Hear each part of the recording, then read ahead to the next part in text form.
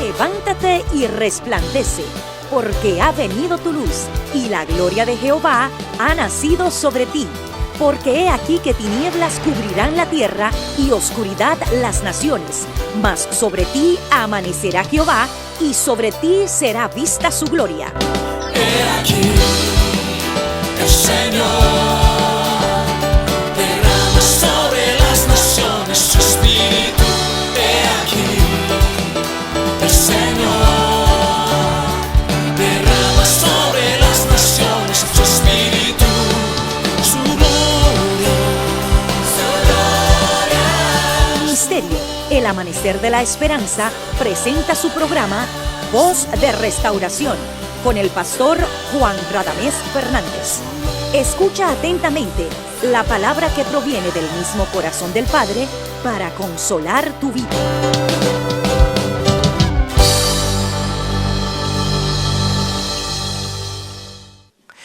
En el amor del Señor, ese amor que excede a todo conocimiento, te saludamos y te bendecimos y te damos la bienvenida a nuestra programación Voz de Restauración. Oramos a Dios para que el Dios bueno y generoso tome de lo mejor de sus tesoros y pueda enriquecerte, y pueda el Señor levantarte y a través de la palabra inspirarte, edificarte y mostrarte el camino. Reitero, eres bienvenido, bienvenida a nuestra programación Voz de Restauración, y te invitamos a que a continuación juntos estudiemos la poderosa palabra de Dios. Ven con nosotros. Amén. Bien, mis amados, vamos al pasaje bíblico que hemos citado, segunda de Pedro capítulo 1 versículo 21. Dice: porque nunca la profecía fue traída por voluntad humana, sino que los santos hombres de Dios hablaron, siendo inspirados por el Espíritu Santo. Amén. Nosotros creemos lo que dice este pasaje, por eso estamos acá. Hay millones que no creen que la Biblia es la palabra de Dios. Otros se dicen ser creyentes, pero tienen doctrinas, filosofías, donde niegan la inspiración de las Escrituras. Nosotros vamos a estudiar acerca de la inspiración de la Biblia y de las doctrinas para ser fortalecidos, para ser sostenidos a través de la fe que una vez fue dada a los santos.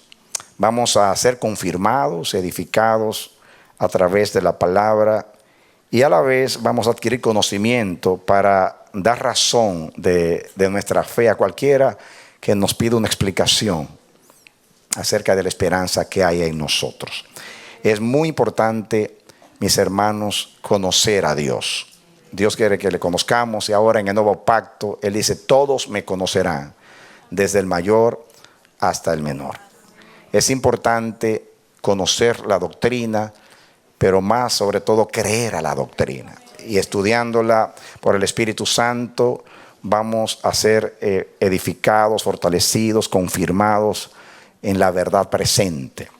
Por eso estamos estudiando acerca de la inspiración. Voy a hacer un repaso de lo que dijimos o estudiamos la vez pasada. Estamos hablando de la inspiración de la Biblia o de las Escrituras. Y yo compartí con ustedes dos definiciones para que ustedes puedan saber cómo se define lo que es la inspiración desde el punto de vista de lo mismo que la Biblia revela acerca de la misma palabra de Dios. Una definición fue que el verbo latino que se usa para inspiración es inspirare. De ahí viene, o sea, que significa respirar en o insuflar. Y definimos que, de acuerdo a lo que la Biblia revela, inspiración es un influjo especial del Espíritu Santo que impulsa y enseña a los autores bíblicos de tal forma que lo que escribieron es la autorizada palabra de Dios con plena cualidad de revelación divina. Eso es una definición. Otra muy parecida que revela también lo que la Biblia nos muestra, dice que inspiración es la supervisión de Dios sobre los autores de la Biblia. Me gusta esa palabra, la supervisión. De modo que estos, usando sus propias personalidades y estilos, compusieron y registraron sin error en los manuscritos originales la revelación de Dios al hombre. Nosotros estudiamos algo que para mí fue una revelación muy, muy contundente, muy gloriosa. Vimos que Dios se toma a sí mismo siempre para crear todas las cosas. Parece que es un diseño divino que Dios quiere ser el centro de todas las cosas y el todo en todas las cosas. Cuando estudiamos acerca del gran mandamiento, oye Israel, el Señor tu Dios, el Señor uno es, lo que llamamos la unicidad de Dios, leímos que toda la creación, tanto en lo visible como invisible, todo fue hecho del mismo Dios. Dios se tomó a sí mismo para hacer todas las cosas. Tomó, por ejemplo, su poder, tomó su aliento, con el aliento hizo el hombre.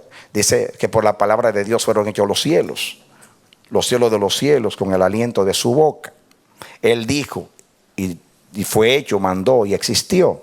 Él tomó de sí mismo su poder, su ciencia, su sabiduría, su gloria, su inteligencia, su perfección. Todo lo que es suyo, Él lo tomó para plasmarlo en su creación. Por eso podemos ver a Dios en todo. La Biblia dice, los cielos cuentan la gloria de Dios y la tierra está llena de sus beneficios.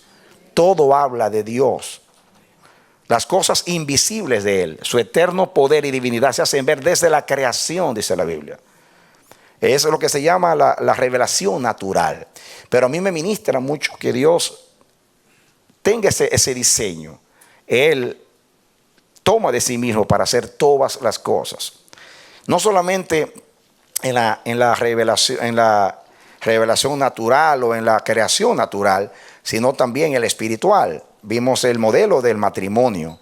Dios creó al hombre del polvo de la tierra, sopló en su nariz soplo de vida y el hombre fue alma viviente.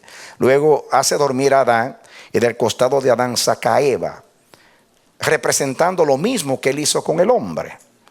Lo mismo, él tomó su aliento y su palabra e hizo al hombre. Con el aliento de su boca y con su palabra hizo al hombre, hizo todo lo que hay. Lo mismo hizo también en el hogar. Hizo que del hombre, como si el hombre lo representara a él. Por eso Pablo dice que el hombre es gloria de Dios, la mujer gloria del varón. Así que lo mismo, el mismo diseño. Del hombre sale la mujer y de la mujer salen los hijos. Es la misma idea. Está el diseño de Dios. Pero no solamente el matrimonio, la relación con Cristo. Cristo es uno con Dios. Él dijo, yo en ti, tú en mí, ellos en nosotros, para que sean perfectos en la unidad. Para que el mundo vea y crea que tú me enviaste. La relación con Cristo es así. Cristo es el vínculo de Dios con nosotros. Lo que se representa a Cristo, lo que se representa en la cruz del Calvario cuando el Señor muere, cumpliendo así y cerrando así el fin de la primera creación. Jesús muere viernes, es el sexto día, el mismo día que Dios hizo al hombre, el viernes, y dura 6 horas en la cruz. Dios mató a Adán en la cruz del Calvario en el cuerpo de Cristo. La paga del pecado es muerte. Cristo muere en lugar de todos los hombres. Pero de su costado abierto sale la iglesia. Efesios 5 dice que la iglesia brota del costado de Cristo. Dice que somos carne de su carne y hueso de sus huesos.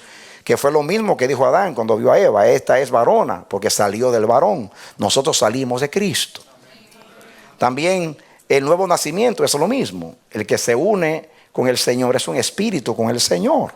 Amén. Hay que en la regeneración es lo mismo.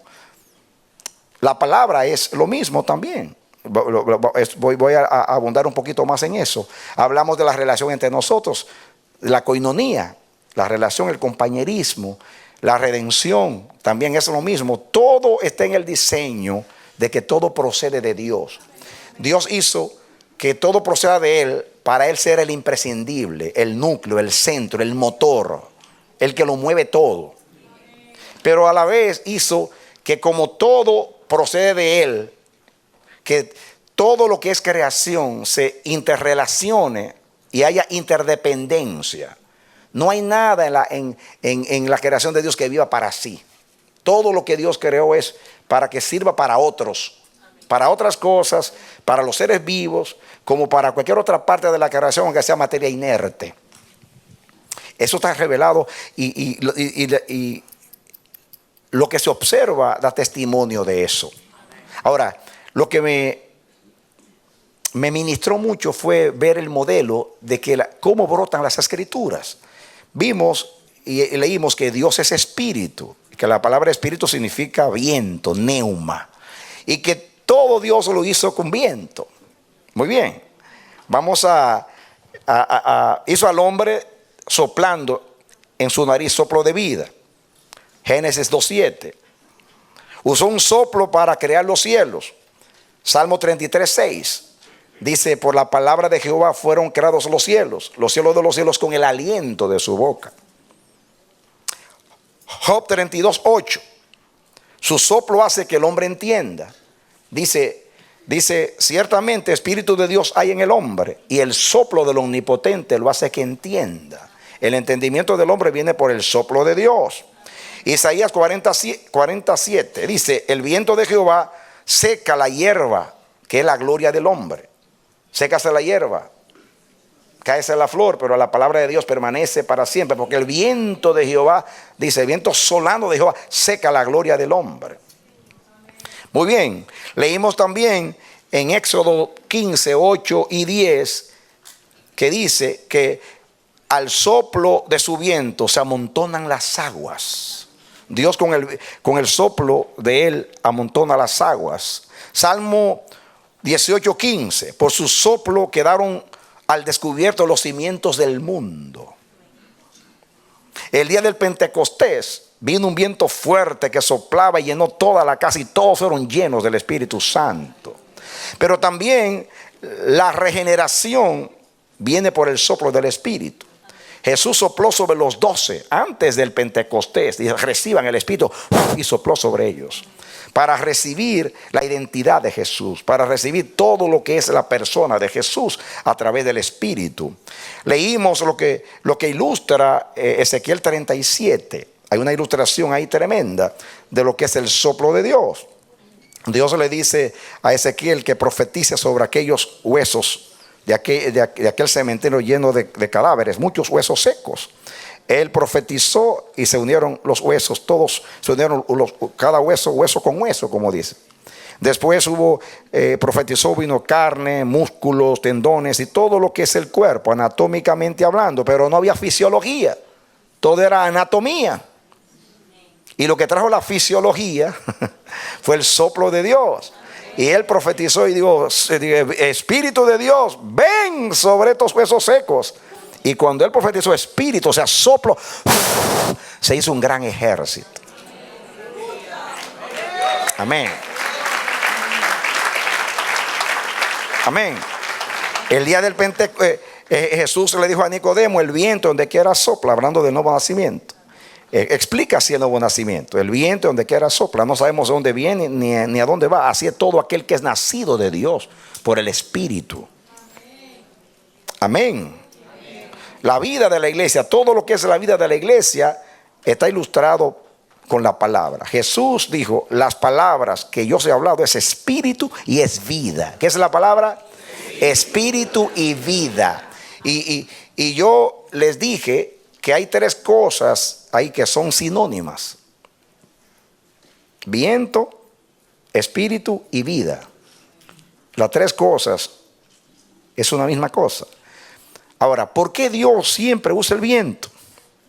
Porque Dios es viento. Dios es espíritu. ¿Qué es espíritu? Neuma es espíritu. O sea, neuma es espíritu, espíritu es viento. Entonces, la naturaleza de Dios es espíritu. Dios es espíritu.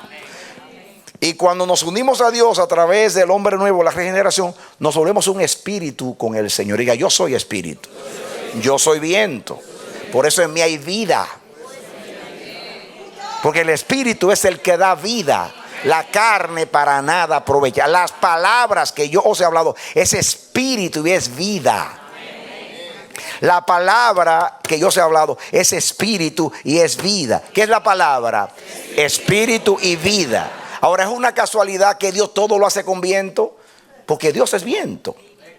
Dios es viento. El Salmo 104 dice que Él hace que los vientos sean sus mensajeros. Él hace que los vientos sean sus mensajeros. Salmo 104. Siempre usa el viento. Y la palabra fue inspirada. ¿Qué fue la palabra? Inspirada.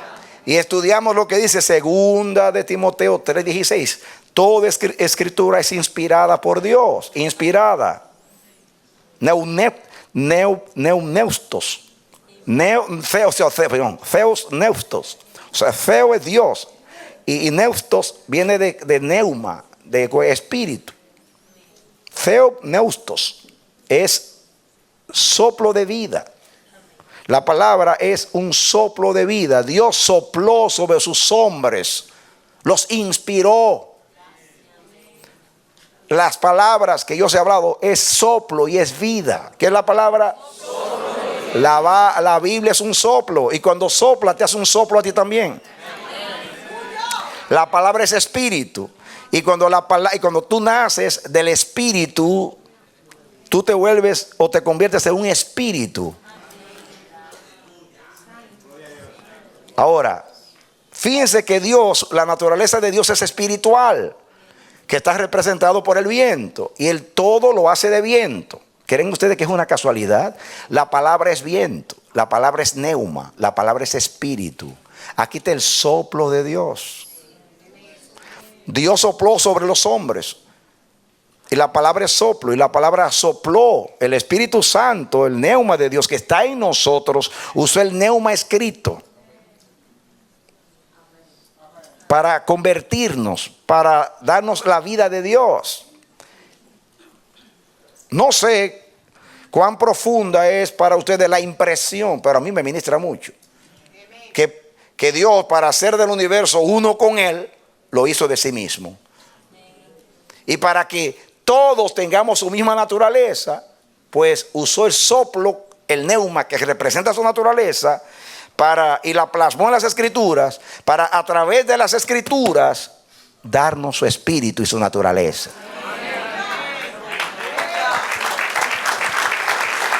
Amén. Yo soy espíritu porque Dios es espíritu.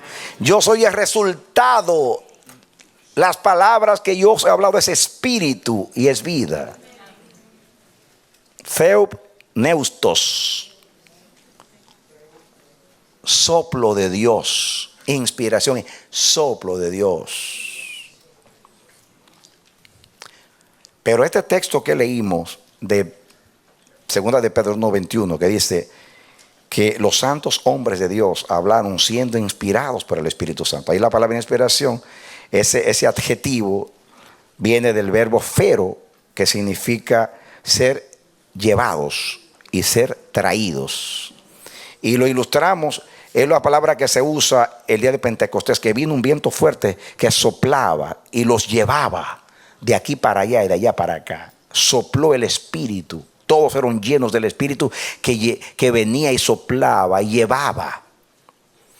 Leímos en Hechos 27:15, cuando Pablo iba en la embarcación hacia Roma, ellos pues iban tranquilos, iban siendo guiados por el viento, pero de momento vino un viento euroclidón. Y dice la palabra que perdieron el control. Y dice ahí que fueron arrastrados. Esa es la palabra fero, que fueron llevados. En el original dice, éramos llevados a la deriva. Llevados a la deriva significa ya no tenían control. Y justamente la palabra fero está relacionado con los barcos de vela, que eran llevados por el viento. Eran llevados por el viento. Es una tremenda ilustración de la obra del Espíritu Santo. Hablamos del águila, que el águila aprovecha dos cosas del viento: la fuerza del viento y la dirección del viento. Somos las águilas de Dios. Las águilas se abren, se paran en el espacio, y la fuerza del viento, ellas pues aprovechan esa fuerza para no tener ellas que hacer ninguna fuerza. Y luego, por donde sopla el viento, se dejan llevar. Así es todo aquel que es nacido de Dios. Amén. Eso fue lo que hicieron los hombres de la Biblia, mis hermanos. Se dejaron guiar y conducir por el Espíritu Santo. Muy bien. Fueron impulsados por el Espíritu de Dios. Fueron llevados de aquí para allá y de allá para allá. Sus pensamientos, sus emociones, su conciencia, todo lo que era su persona. Ahora, quiero estudiar con ustedes esta noche un poquito acerca del proceso de la inspiración. Vamos a hablar un poquito del proceso de la inspiración. No creo que vayamos a decir nada nuevo, pero vamos a ser confirmados en la palabra, para fortalecer nuestra fe en la palabra y también tener una respuesta a cualquiera que quiera argumentar o que quiera confundirnos. Porque para eso sirve la doctrina. La doctrina, mis hermanos, nos da estructura, nos da firmeza. Porque la doctrina revela quién es Dios, lo que Dios hizo, lo que Dios hace. Hay muchos pensamientos en el hombre, muchos pensamientos, muchas filosofías, muchos credos religiosos en el paganismo y aún en el mismo cristianismo. Pero hay una fe que es verdadera. Una fe que es verdadera. De la misma manera que Dios inspiró a sus hombres para escribir la Biblia, también Dios ha inspirado a hombres durante la historia de la iglesia para interpretar correctamente la Escritura. Para que sean librados de espíritus de errores. Porque la Biblia también habla de espíritus que inspiran, pero no es el Espíritu Santo. Pablo habla de que muchos son guiados, que son convencidos por espíritus y por palabras. Son llevados, son conducidos, son seducidos. ¿Cuántos han caído en errores doctrinales? Espíritus de demonios. Y si hay un espíritu, mis hermanos, que es difícil de sacar o expulsar, es el espíritu de doctrinas. En los 45 años que tengo como creyente y más de 35 como pastor, lo que yo he visto es que cuando alguien es confundido doctrinalmente, no hay quien vuelve a esa persona atrás. Es difícil. Cuando a alguien se le mete un espíritu de error, es difícil, mis hermanos, por no debe ser imposible. Es como que es entregado al error. Usted puede convencer a cualquiera de cualquier cosa, hasta de la rebelión, pero a una doctrina falsa es muy difícil. Por eso es muy importante tener claridad doctrinal, tener firmeza, no ser ignorantes.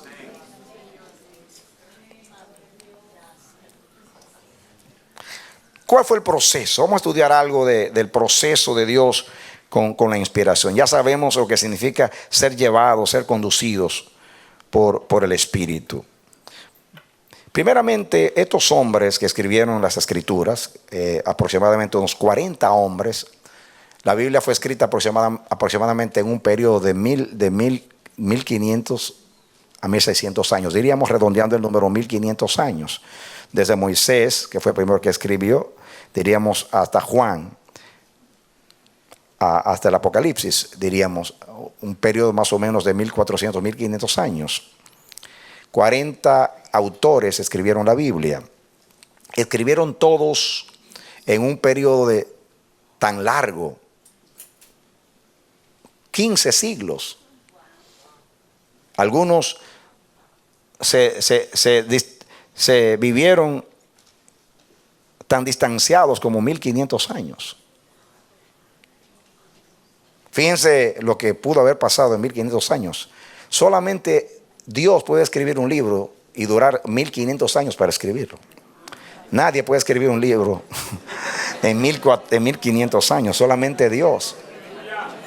Claro, para Dios 1500 años es un día y medio. Porque dice el Salmo que 1000 años es como un día para Él. Pero ¿quién puede escribir un libro con 40 autores que vivieron en 1500 años? Imagínense los contextos culturales, históricos, tan distintos. Las circunstancias en las cuales se escribieron, distintas. Sin embargo, todos coinciden. Todos armonizan. Cuando uno estaba escribiendo, no estaba pensando en qué dijo el otro.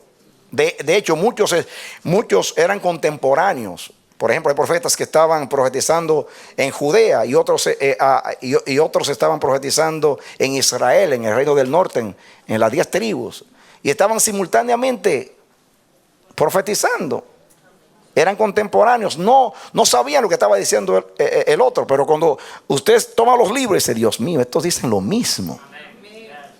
Coinciden.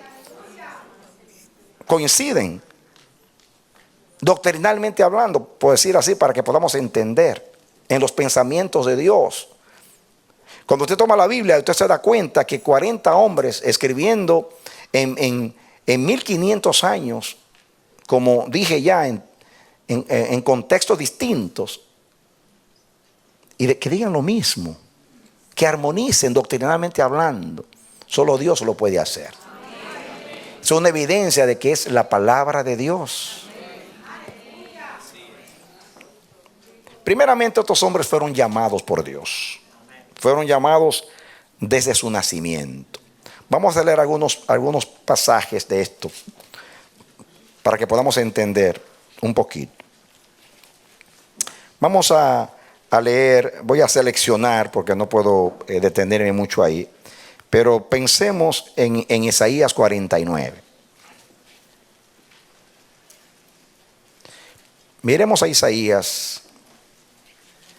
Voy a compartir. Acuérdense que esto es un discipulado y como es doctrinal, se requiere que leamos la Biblia. Así que va a haber biblina, sustancia que se sustrae de la Biblia, que no es cafeína, ni nicotina, ni heroína, sino biblina. Y el que es adicto no necesita liberación.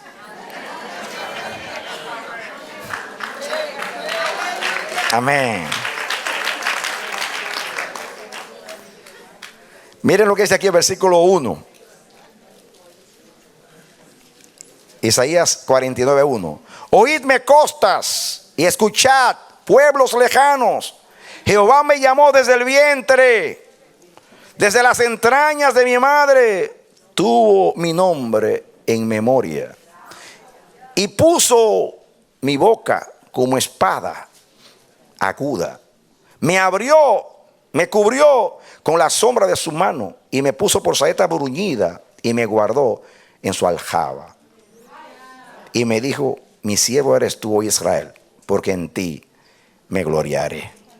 Y dice el versículo 5. Ahora pues, dice Jehová, el que me formó desde el vientre para ser su siervo, para hacer volver a él, a Jacob, para congregarle a Israel, porque estimado seré en los ojos de Jehová. Aquí puede estar hablando Isaías de sí mismo, como puede estar hablando de Israel, como puede estar hablando de Jesús, que es el siervo de Dios. Como quiera que usted interprete, fue llamado desde el vientre de su madre.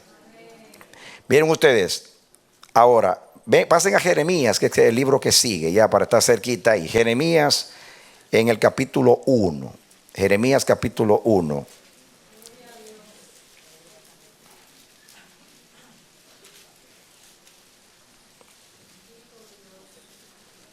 Dice, comencemos a leer el versículo 4. Vino pues palabra de Jehová a mí diciendo, ¿están conmigo? Amén. Jeremías 1:4. Antes que te formase en el vientre te conocí.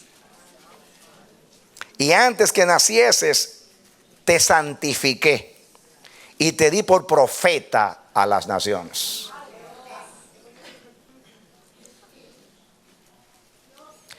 Y yo dije, Señor Jehová, y aquí yo no sé hablar porque soy niño. Era muy joven cuando Dios lo llamó. Y me dijo Jehová, no digas soy un niño, porque a todo lo que te enviaré irás tú y dirás todo lo que yo te mande. No temas delante de ellos, porque contigo estoy para librarte, dice Jehová. Y extendió Jehová su mano y tocó mi boca. Y me dijo Jehová, he aquí he puesto mis palabras en tu boca. ¿He puesto qué? Desde el vientre de su madre lo eligió Dios para ese propósito. Pregunta: ¿quiso escribir Jeremías? ¿Quiso ser profeta Jeremías? ¿Se eligió él mismo? Yo puedo ir por todos los profetas, pero voy a seleccionar porque me pararía solamente ahí. Me detendría solamente ahí. Pero él es una ilustración. Desde el vientre de su madre. Tan ajeno estaba al llamamiento que cuando Dios lo llama se maravilla, se asombra, dice: yo soy un niño, soy muy joven. Dios le dice: no digas que tú eres joven, porque tú harás lo que yo voy a hacer, lo que yo voy a decir. Tú dirás lo que yo ponga en tu boca, y tú harás lo que yo quiera hacer a través de ti. Y dice que puso su palabra en la boca. ¿Quién le puso la palabra? Dios le puso la palabra en la boca. También Pablo dice en Gálatas 1:15, dice que Dios lo eligió desde el vientre de su madre. Naturalmente, ustedes conocen la historia de Saulo de Tarso, cuando Dios lo llama, cuando estaba persiguiendo a la iglesia. Pero su elección fue desde el vientre de la madre. Desde el vientre de la madre. Podemos citar también Amós capítulo 7, 14 y 15. Amós 7, 14 y 15. Amós, alguien le estaba diciendo a Amós que no era nadie, que él no era profeta. Y él le dice: yo era simplemente, yo estaba cuidando, yo estaba allí en Tecoa cuidando las ovejas, en los campos de Tecoa. Yo era un boyero. Vamos a leerlo. Amós, vengan conmigo a Amós. Pasen a Daniel, Oseas, pasen a Ezequiel, Daniel, después Daniel, Oseas, después Joel, y después de Joel viene Amós. Amós capítulo 7.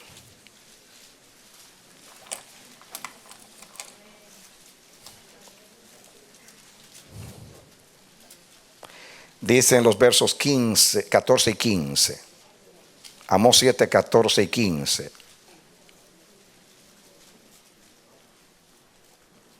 Para que entendamos, leamos el 12.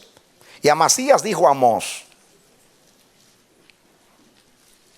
vidente, vete, huye a la tierra de Judá y come ya tu pan, profetiza ya. Y no profetices más en Betel, porque es santuario del rey y capital del reino. Entonces respondió Amós y dijo a Amasías: yo no soy profeta, ni soy hijo de profeta, sino que soy boyero. Recojo higos silvestres. Él preparaba los higos. Ese era su trabajo. Él tenía que hacer una obra en los higos para procesarlos y madurarlos. Eso es lo que significa un boyero. Pero fíjense que él no se reconocía a sí mismo como un profeta. O sea, no era un profeta profesional, conocido. No tenía un nombre. No había pasado por un seminario. No había pasado por una escuela de los profetas. No tenía título de profeta. Pero dice, versículo 15: Jehová me tomó de detrás del ganado y me dijo: ve y profetiza a mi pueblo Israel. Dios me tomó de detrás del ganado y me dijo: ve y profetiza a mi pueblo Israel. Ahora pues, oye palabra de Jehová. Tú dices: no profetices contra Israel, ni hables contra la casa de Isaac. Por tanto, así ha dicho Jehová: tu mujer será ramera en medio de la ciudad, y tus hijos y tus hijas caerán a espada, y tu tierra será repartida por suertes, y tú morirás en tierra inmunda, e Israel será llevado cautivo lejos de su tierra. Y todo aconteció tal como lo dijo el boyero.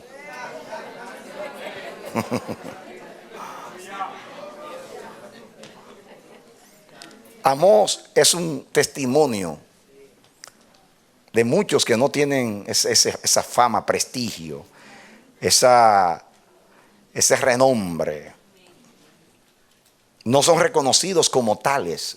Lo que te hace profeta no es haber pasado por una escuela de los profetas, ni que un profeta te haya puesto la mano, sino que Dios te haya llamado y que haya puesto la palabra en la boca. Yo puedo seguir leyendo, pero ¿para qué? Es suficiente esos ejemplos. Los hombres que escribieron la palabra de Dios fueron llevados, pero desde el vientre. Ellos no decidieron escribir. Estaban ajenos al llamamiento de Dios. Eran hombres comunes. Realizaban sus tareas diarias. No sabían que Dios tenía esos planes con ellos. Algunos fueron sorprendidos y hasta reaccionaron frente al llamado de Dios. Expresaron su incapacidad, como el caso de Moisés. Yo no sé hablar. Moisés, que ustedes conocen a Moisés y saben cómo Moisés se formó en Egipto para ser un líder. Sin embargo, Dios lo capacitó incapacitándolo. Lo llevó al desierto para borrar a Egipto a él primero, antes de borrárselo a Israel. Y allí lo capacitó incapacitándolo. Luego lo llama. Y saben ustedes cómo reaccionó. Yo no sé hablar, ¿quién soy yo? Él no sabía el plan que Dios tenía con él, hasta que Dios se lo reveló. Quizás sospechaba cuando niño, pero no tenía la claridad, hasta que Dios se le apareció. Así que estamos estudiando cómo fueron llevados, usando la palabra. Los santos hombres de Dios fueron llevados, fueron inspirados por el Espíritu Santo. Fueron conducidos de aquí para allá, de allá para acá. Desde el vientre, desde su mocedad, desde antes de nacer fueron elegidos para este propósito. Eso es número uno. Número dos, Dios les mandó proclamar y escribir sus palabras. Ellos no quisieron escribir libros porque querían escribir, todo lo contrario, ni estaban pensando ser escritores tampoco. ¿Cuántas veces Dios le escribe por ejemplo, Dios a Moisés le dice, no puedo leer todas las escrituras, en Éxodo 17, 14 y también en Éxodo 17, 14 y en Éxodo 34, 27, después que Moisés baja del monte, Dios le dice: escribe, tanto en las tablas de la ley como también el Pentateuco, escribe en un libro estas cosas.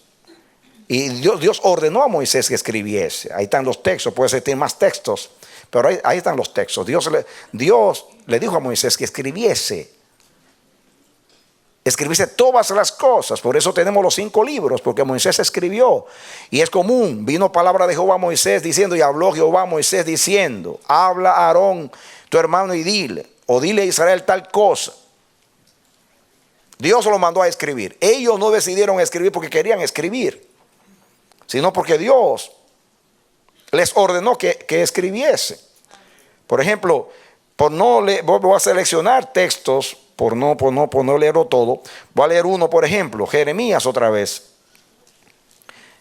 Yo te puedo citar, vengan a Jeremías, capítulo 36 de Jeremías.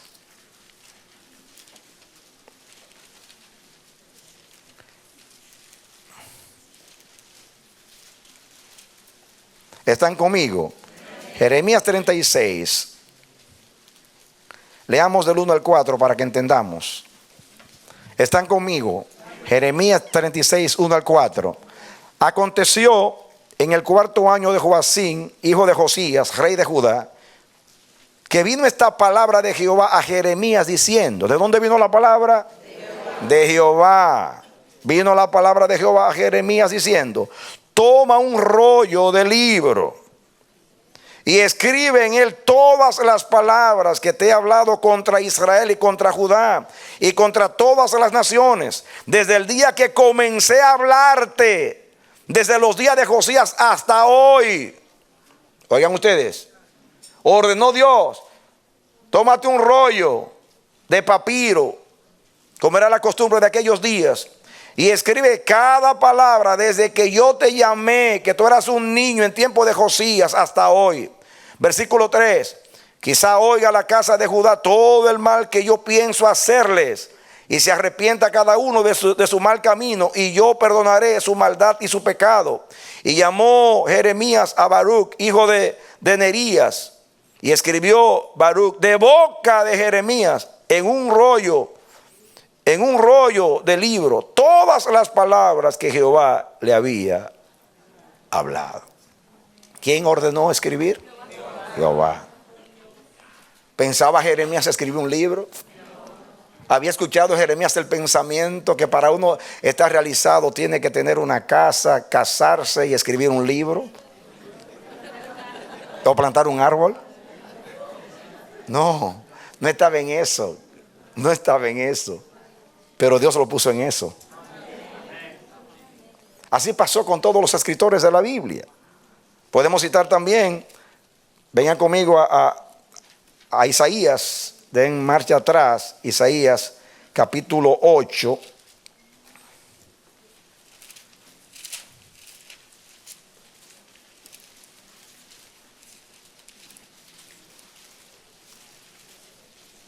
Capítulo 8, versículo 1. Me dijo Jehová: toma una tabla grande y escribe en ella con caracteres legibles tocante a Maser Salal Aspaz. Y por ahí sigue hablando. Pero Dios dijo: escribe en un libro. Ven hasta el capítulo 30 del mismo libro de Isaías. Isaías capítulo 30. Versículo 8.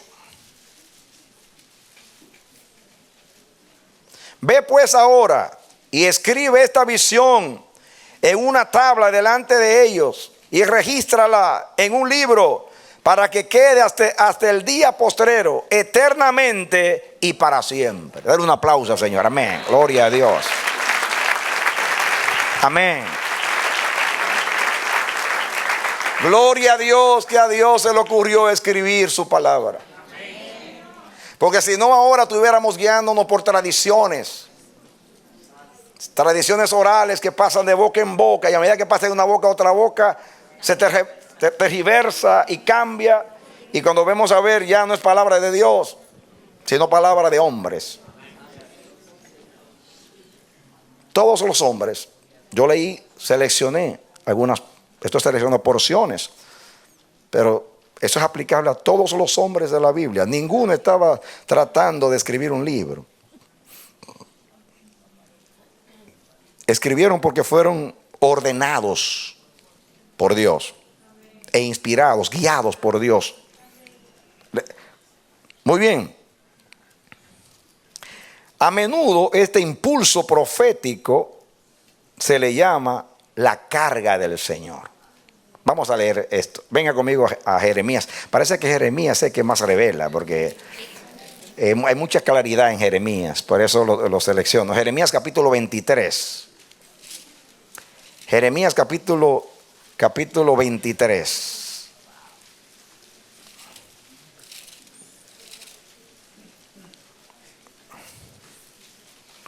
¿Están conmigo? Vamos a leer desde el 33 al 38. Jeremías 23, 33 a 38. Dice así: y cuando te preguntare este pueblo, o el profeta, o el sacerdote, diciendo: ¿cuál es la profecía de Jehová? El original dice: ¿cuál es la carga de Jehová? De hecho, la versión antigua La palabra profecía es carga. ¿Cuál es la carga de Jehová? Les dirás, esta es la carga. Os dejaré, ha dicho Jehová. Y al profeta y al sacerdote y al pueblo que dijere, carga de Jehová, yo enviaré castigo sobre tal hombre y sobre su casa. Así diréis, cada cual a su compañero y cada cual a su hermano, ¿qué ha respondido Jehová y qué habló Jehová? Y nunca más os vendrá a memoria decir carga de Jehová, porque la palabra de cada uno le será por carga, pues pervertisteis las palabras del Dios viviente, de Jehová de los ejércitos, Dios nuestro. Así dirás al profeta, ¿qué te respondió Jehová y qué habló Jehová? Mas si dijereis, carga de Jehová, por eso Jehová dice así, porque dijisteis esta palabra, carga de Jehová, habiendo yo enviado a deciros, no digáis carga de Jehová. Por tanto, he aquí que yo os echaré en olvido y arrancaré de mi presencia a vosotros y a la ciudad que di a vosotros y a vuestros padres, y pondré sobre vosotros afrenta perpetua, eterna confusión que nunca borrará el olvido. Wow, fuerte. Preguntaban, ¿cuál es la carga de Jehová? Porque la profecía es carga. ¿Qué es la profecía? De hecho, la versión antigua de Valera decía así, y vino a la carga de Jehová. Y la verdad es que es una carga. Esa palabra carga, mis hermanos, tiene todas las connotaciones. Se refiere a carga de cargar. De hecho, la usa Moisés en Éxodo 25, 23, 5. Donde habla de la carga de un asno, hablando de la carga de un asno, pero se usa también para hablar en los salmos de estar cargado con una aflicción. Se usa también para hablar de la carga de los impuestos. Los reyes ponían cargas pesadas sobre los ciudadanos, así que tiene todas las connotaciones de carga. Y yo quiero detenerme aquí para decirles a ustedes que estos hombres que hablaron inspirados por el Espíritu Santo, guiados, para ellos comunicar la palabra, aceptar el llamado de Dios, el reto de Dios, era una carga. Llevar una palabra de Dios es una carga. No hay una relación artificial entre el mensaje y el mensajero. No es como la recepcionista. Una recepcionista puede ser una prostituta, pero si hace bien el trabajo en la oficina, al dueño no le importa cuántos hombres tenga ella después que salga. Simplemente ella es una buena secretaria, ella da bien el mensaje. Pero un mensajero de Dios no puede ser un prostituto. O sea, no está desligado ni divorciado del mensaje, es todo lo contrario. A él es que más se le exige vivir el mensaje. Él está comprometido con el mensaje. Él tiene que pagar un precio por obedecer a Dios. Tenemos los ejemplos de los profetas. Tenemos el ejemplo de Ezequiel. ¿Qué precio pagaron? ¿Qué carga pagaron ellos para profetizar? La angustia de dar un mensaje de juicio, en el caso de Jeremías. Alguien dijo que las lágrimas de Jeremías eran como las lágrimas de un arcángel llorando por su pueblo. Qué terrible tener la seguridad de que viene un juicio, que es inminente el juicio, y ver el pueblo endurecido, rebelde, obstinado, y saber cuál es la consecuencia. Por eso cuando escribe Lamentaciones, ustedes pueden mirar la sensibilidad que tenía Jeremías y todos los profetas. ¿Qué carga la de Oseas? Ve, cásate con una mujer prostituta y ámala y procrea hijos. Imagínate a la esposa del pastor, una prostituta, y cuando él está en su trabajo profetizando, ella se va en pos de otros amantes y se vende por dinero. Y él sufriendo la vergüenza. Y Dios le da amor por ella, por Tamar, y la ama. La ama locamente, como Dios amaba a Israel. Simplemente para representar que Israel como esposa, como desposada de Dios era infiel y que se iba en pos de otros dioses y otros amantes, y que aún así Dios amaba a Israel. Y las expresiones más lindas de afecto y cariño de la paternidad de Dios se pueden leer a través de los escritos de Oseas. No era mecánico. Dios le hace vivir la infidelidad de su pueblo, haciéndolo sufrir a él. La infidelidad de una mujer a quien ama. Y ese dolor y esa vergüenza, sufriendo la escribía. Esa es una verdadera carga. ¿Cómo yo no voy a querer en un hombre que pagó un precio tal para dejarme un mensaje que el amor de Dios es incondicional? Y aunque su pueblo sea infiel, Él sigue siendo fiel.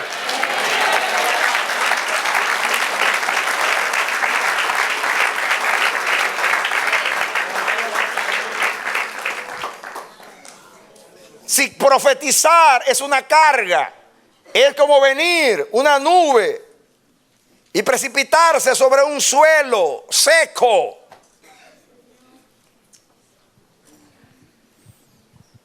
Ven ustedes ahora el celo de un profeta, la pasión de un profeta. Los profetas no eran entendidos. No eran entendidos. Nadie podía entender el vínculo que había entre ellos, Dios y el mensaje. Era como si fuera algo personal, como si la causa fuera de ellos.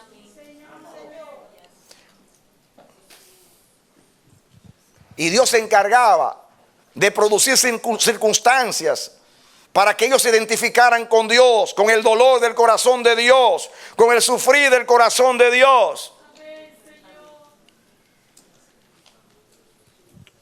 ¿Cómo yo no voy a creer en este libro si los santos hombres de Dios fueron guiados por el Espíritu y recibieron una carga para luego llevar la carga al pueblo? Yo veo lo que dice, que le dijo Dios al profeta, que tomara el rollo, el libro y se lo comiera. A Ezequiel se comió el libro. Juan en Apocalipsis se comió el libro. Y dice que cuando en el paladar era dulce como la miel, pero cuando se lo tragaron era como el ajenjo. Ajenjo. La palabra es dulce en el paladar, pero ingerirla es ajenjo, es amarga, es carga. El proceso de ser guiados por el Espíritu, llevado de estos hombres, de estos santos hombres de Dios. Mis hermanos, es ser ignorantes. Así le llamo yo a la alta crítica, a la baja crítica. Ignorantes, ciegos, guía de ciegos,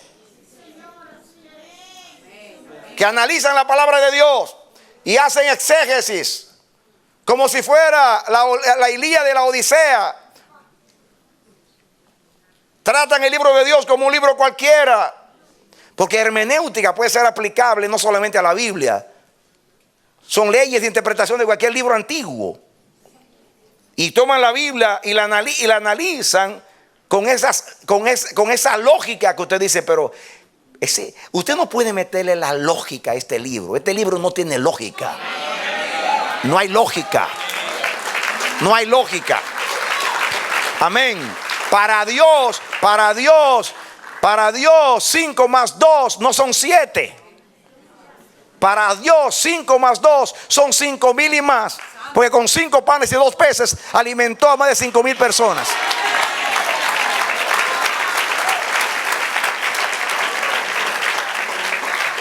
Usted no puede analizar a Dios con la mente suya.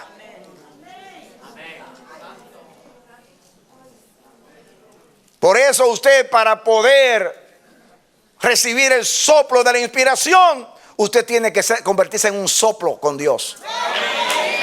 Para usted entender el espíritu de la palabra, usted tiene que ser un espíritu con el Dios espíritu que escribió el espíritu de la palabra.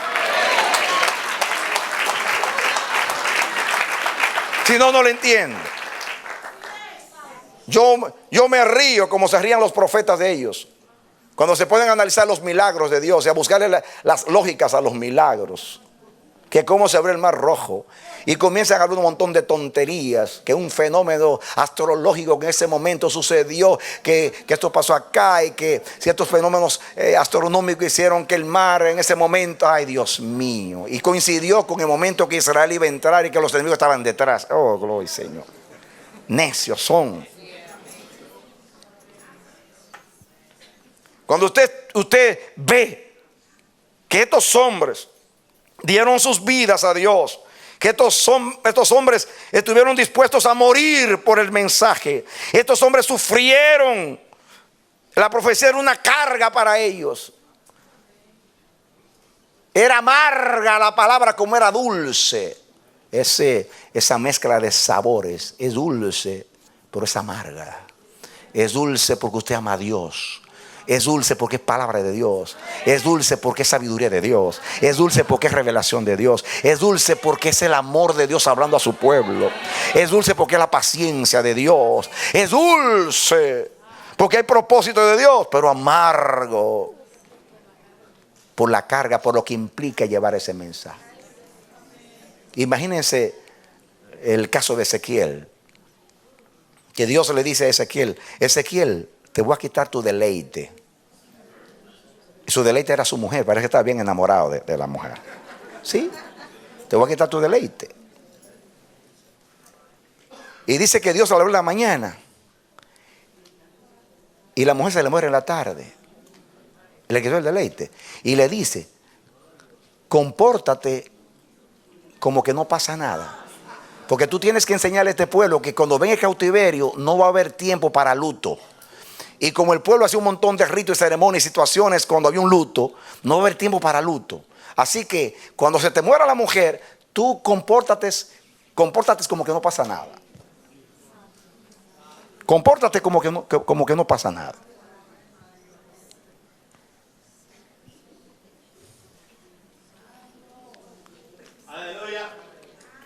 ¿Cómo está Ezequiel? En victoria total. Y la mujer en una caja en la funeraria.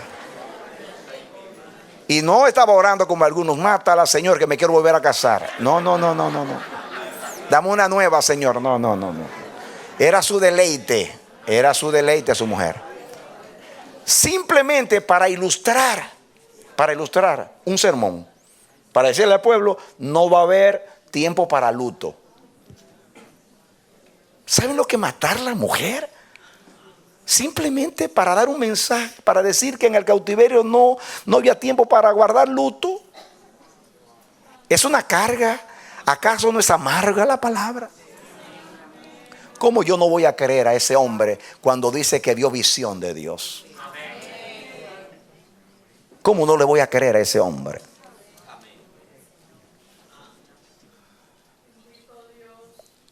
¿Cómo no voy a creer en la resurrección de Cristo si todos los que predicaron la resurrección murieron por el mensaje? Murieron porque creían a la palabra. Dieron sus vidas porque creían que Cristo era el Señor que había resucitado. ¿Cómo no voy a creer en ellos? ¿Cómo no voy a creer en Saulo de Tarso, que era un candidato para ser miembro del Sanedrín y que era hebreo de hebreos, y en cuanto a la ley fariseo, orgulloso de lo que era, y de momento cuando Dios lo llama, tiene que ganarse la mala voluntad de su pueblo y ser aborrecido por su pueblo para seguir aquel a quien él perseguía, que era Cristo. El milagro más poderoso del Nuevo Testamento después de la resurrección de Cristo es la conversión de Saulo, mis hermanos. Para mí es el milagro más grande, porque Dios tomó a un enemigo, perseguidor, injuriador y blasfemo, y lo sacó del judaísmo y lo convirtió en el hombre más convencido de la fe cristiana. Para que sepan que el evangelio es poder de Dios y sabiduría de Dios. ¿Cómo yo no voy a creer cuando él dice que Cristo se le apareció camino a Damasco? ¿Cómo yo no le voy a creer? Si dio su vida por lo que creía, se apartó de su pueblo, se apartó de lo que era su aspiración, posiblemente ser miembro del Sanedrín, de los 70 ancianos de Israel. ¿Cómo no voy a creer? ¿Cómo no voy a creer si vivió lo que decía? Estaba comprometido con la palabra. ¿Cómo no voy a creer en él y en sus escritos? Cuando él dice que vio al Señor, que el Señor se le apareció. Cuando lo que predicó y enseñó era contrario a lo que enseñaba antes. ¿Cómo no lo voy a creer? Tengo que creer que fue llevado, guiado por el Espíritu Santo.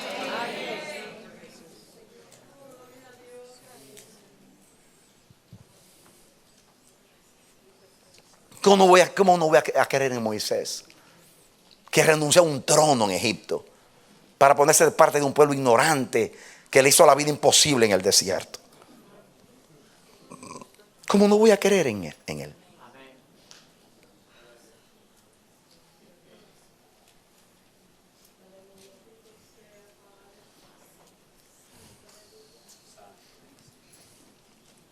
Miren, vengan conmigo a Ezequiel capítulo 1. Ezequiel capítulo 1.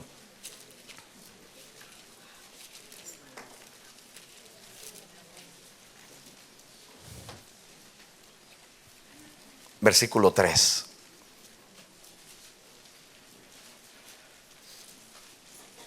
¿Lo tienen? Vino palabra de Jehová al sacerdote Ezequiel, hijo de Buzi, en la tierra de los caldeos, junto al río Quedar. Vino allí sobre él la mano de Jehová. Santo Jehová. La profecía no era para ellos simplemente la carga del Señor, sino la mano del Señor. Estaban no solamente guiados por el soplo de Dios, sino por la poderosa mano de Dios.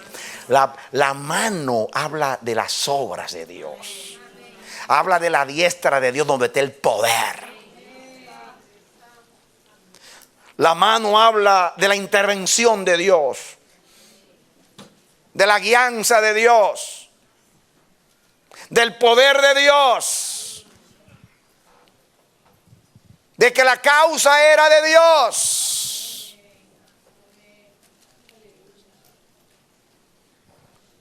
Y así como la mano de Dios tomó a Felipe y lo trasladó al desierto, así la mano de Dios tomó a Ezequiel. Y Ezequiel fue uno que fue arrebatado. Dice, yo estaba en tal lugar y el Señor, mira, estando él en Babilonia, vamos a decirlo así, a 613 kilómetros más o menos. Dios lo toma de allí y lo traslada al templo. Hijo del hombre, te voy a mostrar a ti lo que está sucediendo. Y lo lleva al templo para mirar toda la idolatría y la corrupción que había entre los sacerdotes y los líderes de Israel. Fue trasladado. La mano del Señor lo tomó. Y el hombre andaba volando de aquí para allá para acá. Estando en Babilonia, porque Ezequiel desarrolló su ministerio en Babilonia. Él fue uno de los cautivos como Daniel que fue llevado a Babilonia. Y todas sus visiones, él era trasladado a Jerusalén y veía todas las cosas. Jeremías por lo menos estaba allí. Jeremías se entrevistaba con el rey que constantemente lo mandaba a buscar y con los príncipes. Pero Ezequiel estaba por allá, estaba bien lejos. Y profetiza increíblemente. Los dos hablaron de Sedequías. Jeremías dijo a Sedequías, el último rey de Judá, tú vas a ir a Babilonia. Tú serás llevado cautivo. Y justamente él se quiso escapar por el muro Y allá lo tomaron y se lo llevaron a Nabucodonosor. Y en su presencia mató a todos sus hijos, o los degolló a todos sus hijos. Pero Ezequiel allá dijo, él va a entrar a Babilonia, pero no la va a ver. Dice, ¿cómo va a entrar y no la va a ver? Profetizó porque el rey le iba a sacar los ojos y le sacó los ojos. O sea, Jeremías dice, tú vas a ver al rey y tú vas a entrar a Babilonia. Y Ezequiel allá lejos dice, él va a venir, pero él no va a ver a Babilonia, porque vino ciego. El rey le sacó los ojos. Eso estando allá.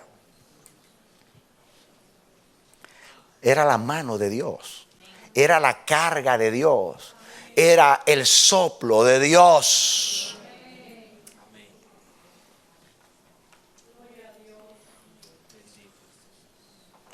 ¿Entendemos? Amén. Aunque fueron llevados por el Espíritu Santo, la Biblia no niega la participación de los hombres. Dice, los santos hombres de Dios hablaron siendo inspirados por el Espíritu Santo. Aunque afirma que las Escrituras no vinieron por voluntad humana, pero no niega que los hombres actuaron o participaron. Yo les hablé a ustedes de ejemplos parecidos. Cuando Dios quería que el hombre fuese parte de él, lo hizo soplando. Por eso el hombre tiene un factor divino, el soplo de Dios.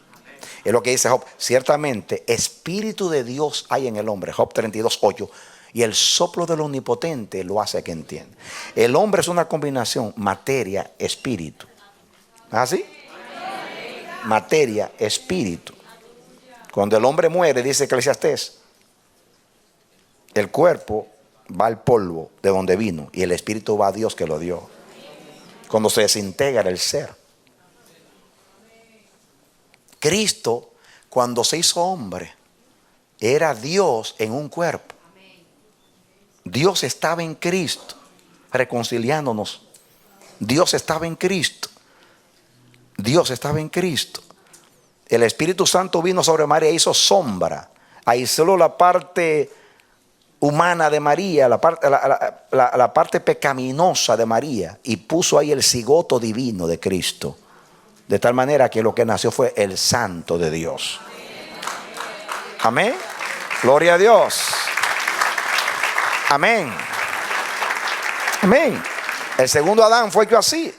Fíjense una cosa, una combinación de carne, espíritu. Jesús es espíritu vuelto carne. La Biblia es logos y rema. Logos es letras. Rema es el espíritu de la palabra. Así como el cuerpo sin espíritu está muerto, así la Biblia sin el espíritu está muerta. Los hombres escribieron las letras, el logos, pero Dios puso la parte divina.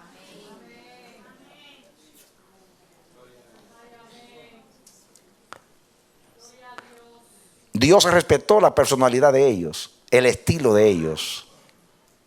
Dios con su mano, la mano de Jehová, la carga de Jehová, el Espíritu de Dios estuvo en ellos. Dios guió sus pensamientos, su conciencia,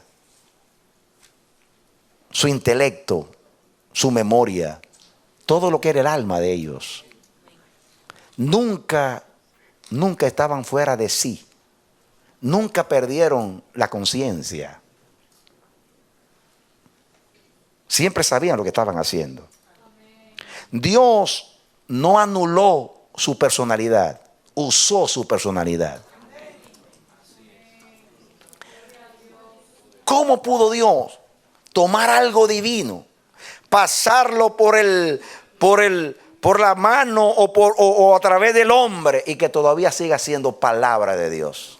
Bueno, fue lo mismo que hizo con Cristo. Lo pasó por María y siguió siendo el puro Hijo de Dios. Amén. Amén. Gloria a Dios. Amén. Eso es lo que Dios hace con el hombre nuevo. En nosotros hay un hombre nuevo. ¿Cómo puede el Espíritu Santo morar en mí si el Espíritu Santo no mora en algo sucio? Dice que yo soy morada de Dios en el Espíritu. Tú eres morada de Dios en el Espíritu. ¿Qué hizo Dios? ¿Qué hace Dios? Dios, cuando nos mandó el Espíritu Santo, lo metió en el hombre nuevo. El Espíritu Santo no mora en el hombre viejo, mora en el hombre nuevo. Somos morada de Dios en el Espíritu. Dios primeramente puso la cápsula espacial. ¿Ah? Ahí adentro. Puso la placenta. Y luego metió el hombre nuevo para que el Espíritu Santo esté ahí adentro y no se contamine con la parte adánica nuestra. Eso hizo con los santos hombres de Dios. Los tomó, los usó, tomó de ellos el intelecto, toda la razón, su experiencia, todo su intelecto, su conocimiento, todo. Y pudo transmitir el mensaje para que las palabras y los pensamientos expresados en este libro sean palabra solo de Dios.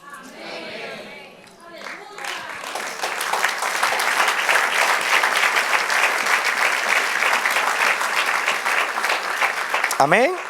¿Entienden lo que vino la mano de Jehová? Vino la carga de Jehová.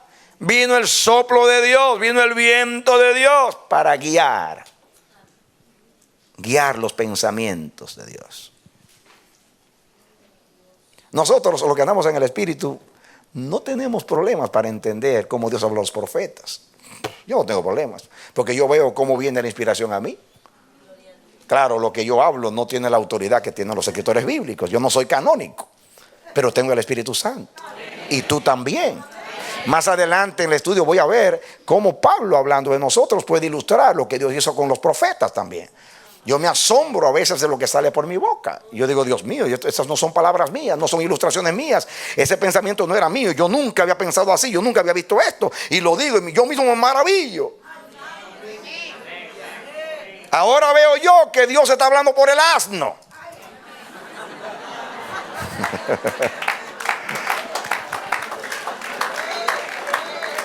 Amén.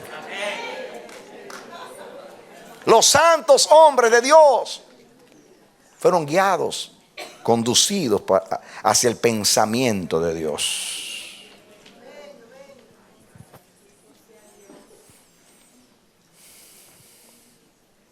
Aquí se subraya, se enfatiza la plena e integral humanidad de los autores en el proceso de inspirador. Hablaron siendo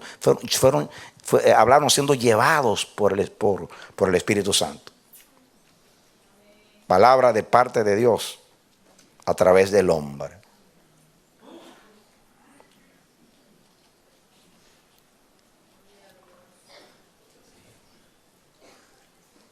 Aunque la inspiración no fue primordialmente por voluntad humana, tampoco era sin la voluntad consciente de los autores, porque si fuera un escribir involuntario o dictado mecánicamente, no fue así. Ellos participaron, ellos estaban conscientes con su razón, no estaban en un estado como los poseídos por los demonios. Los demonios poseen, Dios inspira. Amén. ¿Han visto ustedes una persona endemoniada que entra en un trance, dice un montón de cosas, rompe, tira, golpea, destruye? Y después cuando pasa todo dice, ¿qué pasó? ¿Qué yo hice? ¿Quién rompió todo eso? No sabe nada, está poseído. El diablo te posee, se dueña de tus pensamientos, de tu memoria, de tu ser. Dios no posee, Dios inspira. Amén. ¿Saben por qué? Porque Dios respeta. Fíjense que antes de Dios hablar a un hombre lo procesa, lo llama desde el vientre y luego comienza a trabajar con él. Mira, Moisés duró 40 años procesándolo en el desierto, pasando penurias, situaciones, doblando su ego, humillando su orgullo, abatiendo su jactancia, su autoconfianza. Y cuando le va a dar el examen final, el hombre ya no sabe ni hablar. Dice, ¿quién soy yo? ¿Y quién soy yo? ¿Y quién soy yo? Y Dios le dice, tú no eres nadie, pero yo soy el que soy. El gran yo soy es el que te envía. Y le dice a Moisés, tú no es con tu poder, es con el mío. No es con tus palabras, sino con las mías. Tú hablarás al faraón, tú hablarás a los ancianos. Yo pondré mi palabra en tu boca.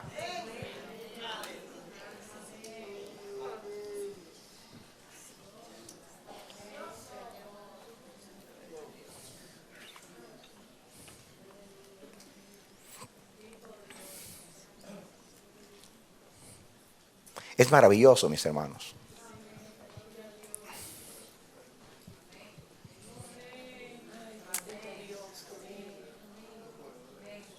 El libro más leído de la historia de la humanidad.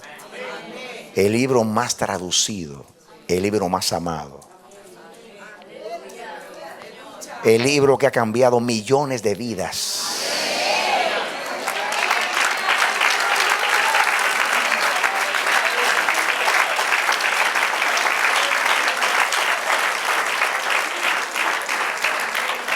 Usted puede leer un libro una vez, 2 veces, hasta 3 veces si le gusta el libro.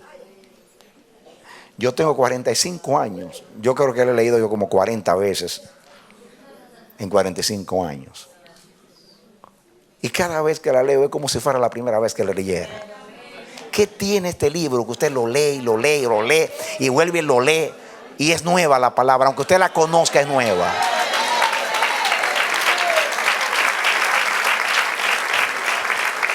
Cada vez que la lee entra en dimensiones distintas. ¿Sabe la instrucción que yo tengo? Dios me dijo, cada año cómprate una Biblia nueva. A veces desobedecido, dice, y yo veo que me resta revelación. ¿Saben por qué? Pues dice Dios, cuando tú pases otra vez por ahí, y la leo casi una vez por año, cuando tú pases por ahí otra vez, va a ser algo nuevo. Pero si tú tienes la misma Biblia y tú la llenas de cosas, de notas, cuando tú pases va a ver lo mismo. Pero te la quiero nueva porque la palabra es nueva para ti cada día. Es nueva para ti cada día. Y me maravillo que cada vez que paso, ¿cómo yo no vi esto tantas veces? Dios mío, ¿qué es esto? Hay vastas esferas intactas en la Biblia. Hay en la Biblia profundidades que no están exploradas todavía. Es el yunque donde se han gastado tantos martillos. Y sigue siendo, y está ahí, el yunque está ahí. Millones de sermones se han predicado de acá. Y cada predicador en el mismo texto dice otra cosa. Dice, Dios santo, ¿qué es esto? Es una fuente inagotable. ¿Saben por qué? Si fuera letra solamente, no se pudiera hacer eso. Porque las letras, usted está limitado a lo que dice. Pero la Biblia no dice solo lo que dice. Hay más cosas que no dice en lo que dice que las que se pueden ver en las letras de lo que dice. Dije, ¿supieron lo que dije? Denle un aplauso al Señor. Amén. Aleluya. Amén. Gloria a Dios. Gloria a Dios. Cuando Pizarro le dijo a Atahualpa que esa era la palabra de Dios, se la puse en el oído. Y yo no escucho nada. Lo que pasa es que Atahualpa no sabía que no era en el oído, en el corazón. En mi corazón he guardado tus dichos para no pecar más contra ti. Esta Biblia, la Biblia me lleva a Dios y me transforma. ¿Qué hace este libro que cuando yo estoy muerto la leo, me resucita? ¿Qué tiene este libro que yo estoy desanimado, la leo y mi ánimo llega al cielo? ¿Qué tiene este libro que cuántas personas iban a suicidar, reciben una palabra del libro, inmediatamente jamás voy a hacer una cosa así? ¿Qué libro? ¿Acaso el Quijote puede hacer eso? o la Ilíada, la Odisea. Dígame qué libro puede hacer eso. Que puede tomar a un desalentado, que se desea la muerte, y recibe una palabra y al instante está en el cielo, cantando y alabando al Señor. Que puede tomar a un criminal despiadado y convertirlo en el hombre más tierno y compasivo. ¿Qué tiene este libro? ¿Qué tiene este libro?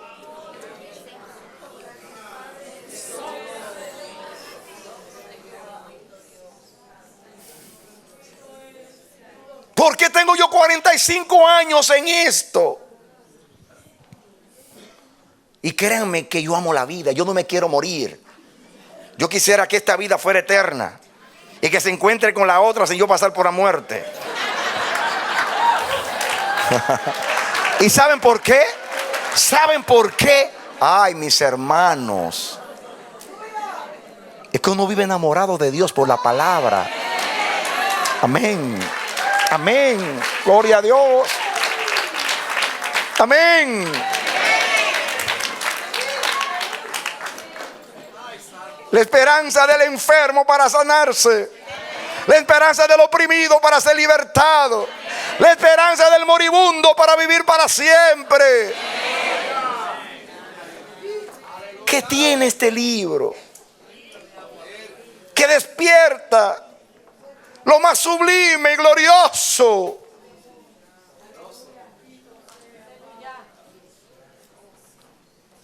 Es una emanación de la sabiduría humana y divina, la sabiduría de Dios que no es de este siglo, ni de los príncipes de este siglo.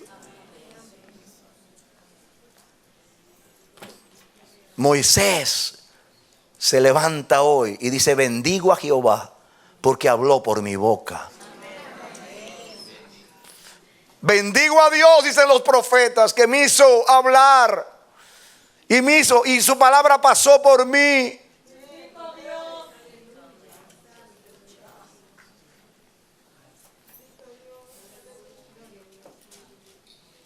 Cada momento doy gracias a Dios porque me ha dado fe en la palabra y fe en Jesús. Cuando yo veo tantas dudas de Jesús, digo: yo creo en Jesús, yo creo todo lo que dice la Biblia, yo creo que nació de una virgen, yo creo lo que dice, que no conoció varón María, yo lo creo, lo dice la palabra. El asunto es que yo doy mi vida, yo lo creo. Yo creo que Jesús se levantó entre los muertos el tercer día, lo creo, mis hermanos, pero miren, con todo mi corazón lo creo, con una seguridad que yo no. Gloria a Dios. ¿Y saben ustedes por qué yo creo que voy a resucitar? Porque la Biblia dice que si Cristo resucitó, yo también voy a resucitar. Amén. Aleluya. Amén. Este libro no solamente me dice lo que Dios dijo en el pasado y lo que Dios hizo en el pasado. Este libro me remonta a la eternidad. Este libro me llena de pesante expectación de que un día se cumplirá en mí la palabra de Isaías. En aquel día mirará el hombre a su hacedor y sus ojos contemplarán al Santo de Israel.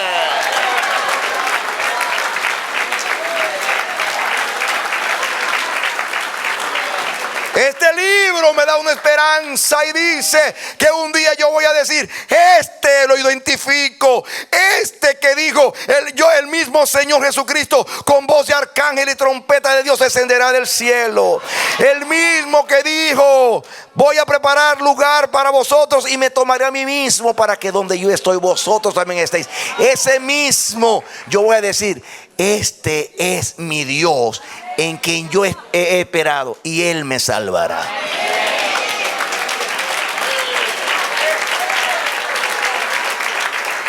Aleluya. Amén, amén, amén, amén, amén. Gloria a Dios. Ese es tu tesoro. El temor de Jehová es tu tesoro, y el temor de Jehová lo aprendiste aquí. Lo que te hace distinto a ti de los demás es la bendita esperanza que te dio Dios a través de este libro. Esa es la diferencia entre tú y los demás. Por eso tú estás aquí, y por eso un día tú estarás con Él allá. Por este libro. Este es el libro que te hace mejor esposo, mejor esposa, mejor hijo, mejor padre, mejor trabajador. Este es el libro que habla tu conciencia. Este es el libro que habla tu intimidad. Este es el libro que está grabado en tu consciente y subconsciente. Ahí está el Espíritu Santo que te recuerda esta palabra constantemente. Amén. Ama la palabra. Vive de cada palabra que sale de la boca de Dios. Estima la palabra, valora la palabra, lee la palabra, estudia la palabra, oye la palabra, llénate de la palabra. Deja que la palabra pueda crear cosas nuevas en ti, porque la palabra de Dios es creadora. Crea en ti cosas nuevas.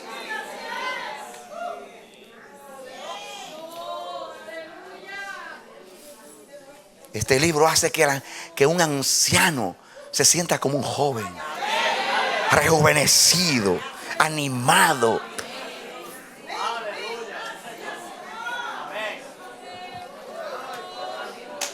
Oh, mis hermanos, gracias sean dadas a Dios por Jesucristo. Y gracias sean dadas a Dios por la bendita palabra de Dios. Y gracias a Dios por el Espíritu Santo que nos guía a toda verdad. Amén. Cierra tus ojos y oremos a Dios. Bendito eres tú, Señor, Dios del cielo y de la tierra. Con alegría, con gozo indecible en mi corazón, con mis hermanos, te alabo con toda la fuerza de mi ser. Invoco la gloria de tu nombre y digo: sea Dios veraz y todo hombre mentiroso. Sea batida por el polvo la soberbia. Desaparezca la incredulidad humana. Prevalezca la palabra de Dios, la que ha permanecido. Porque emperadores han tratado de destruirla, filosofías han tratado de borrarla de la faz de la tierra, aún matando a aquellos que la predicaban. Sin embargo, todavía permanece, porque esa es la palabra bendita de Dios. Sécase la hierba y cáese la flor, pero la palabra de Dios permanece para siempre. Ay, no podrán matar la palabra. La palabra no está presa. La palabra no está presa. Dios no deja de existir porque los hombres no crean en Dios. La palabra de Dios no dejará de operar y hacer aquello para lo cual Dios la envió, porque los hombres duden de ella. Benditos somos porque hemos recibido fe por la palabra de Dios. Gracias, oh Dios. Oh Dios, gracias por tu palabra, Señor. Quiero vivir de cada palabra que sale de tu boca. Santifícame en tu verdad. Tu palabra es la verdad. Lléname de tu palabra, Dios. Enséñame tu palabra. Enséñanos, Dios, tu palabra, Señor. Oh Padre, que evaluemos y estimemos el tesoro que nos has dado. Gracias. Muchas gracias. Gracias por esos 1500 años de revelación. Gracias por estos santos hombres que hablaron. Gracias porque la palabra llegó a nosotros milenios después. Gracias, oh Dios. Gracias. Mi oración es la misma de Jesús. Santifícalos en tu verdad. Tu palabra es la verdad. Lloro por ti, mi hermano, con el corazón en mis manos, como si Dios rogara por medio mío. Ruego a Dios por ti, por tu vida, Dios, que la palabra que con su espada aguda traspase tu corazón. Que hoy la palabra como lámpara ilumine el sendero oscuro de tu corazón. Que Dios te haga amar y vivir la palabra. Que tú vivas comprometido con la palabra. Que la palabra siempre esté en tu corazón. Que Dios te ayude y te bendiga a estimar la palabra de Dios. Que te dé fe para creer cada palabra que salió de su boca. Y que tú vivas de esa misma palabra. Que Dios te bendiga y te dé la victoria en Cristo Jesús. Aleluya. Amén.